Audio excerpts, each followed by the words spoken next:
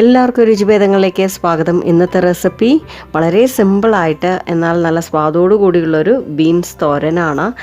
അപ്പോൾ നമ്മുടെ ചാനൽ ആദ്യമായിട്ട് കാണുന്നവരാണെങ്കിലും ഒന്ന് സബ്സ്ക്രൈബ് ചെയ്യാൻ മറന്നു പോകരുതേ.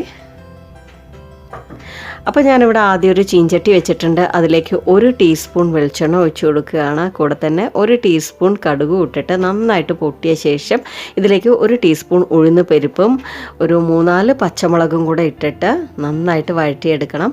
അതിനുശേഷം അതിലേക്ക് ഞാനിവിടെ ഏകദേശം 1/2 കിലോ ബീൻസ് പൊടിയായിട്ട് അരിഞ്ഞ് എടുത്ത് വെച്ചതാണ്. അതും ഇതിലേക്ക് ചേർക്കുകയാണ്. കൂടെ തന്നെ 1/2 ടീസ്പൂൺ മഞ്ഞൾപ്പൊടി, ആവശ്യത്തിനുള്ള ഉപ്പും കൂടെ ഇട്ടിട്ട് ഒന്ന് യോജിപ്പിച്ചെടുത്ത ശേഷം ഇതിലേക്ക് വളരെ കുറച്ച് വെള്ളവും കൂടെ ഒഴിച്ചിട്ട് അടച്ച് വെച്ചിട്ട് ഒരു ലോ ടു മീഡിയം ഫ്ലെയിമിൽ വെച്ചിട്ട് ഇടയ്ക്കിടയ്ക്ക് ഒന്ന് ഇളക്കി കൊടുത്താൽ മതി. വെള്ളം വറ്റി കഴിയുമ്പോഴേക്കും നമ്മുടെ ബീൻസ് നന്നായിട്ട് വെന്തിട്ടുണ്ടാവും.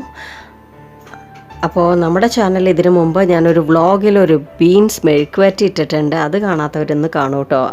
ഇതിന്ന് കുറച്ച് വ്യത്യാസമാണ്. നമ്മൾ ഉള്ളിയൊക്കെ ഇട്ടിട്ട് ചെയ്യണതാണ്.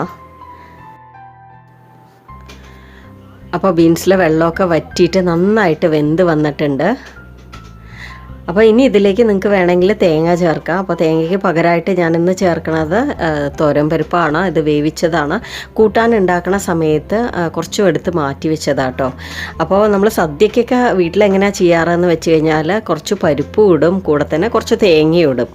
അപ്പോൾ ഞാനിന്ന് തേങ്ങ ചേർക്കണില്ല. അപ്പോൾ ഇത് നല്ലൊരു സ്വാദാട്ടോ ഇങ്ങനെ കഴിക്കാനായിട്ട്. അപ്പോൾ ഇതുവരെ ഇങ്ങനെ ട്രൈ ചെയ്യാത്തവരുണ്ടെങ്കിൽ ഒന്ന് ട്രൈ ചെയ്ത് നോക്കുക. നിങ്ങളുടെ അഭിപ്രായങ്ങൾ കമൻറ്റിലൂടെ അറിയിക്കാൻ മറക്കരുത്. വീഡിയോ ഇഷ്ടമായിട്ടുണ്ടെങ്കിൽ ഒന്ന് ലൈക്ക് ചെയ്യുക, ഷെയർ ചെയ്യുക.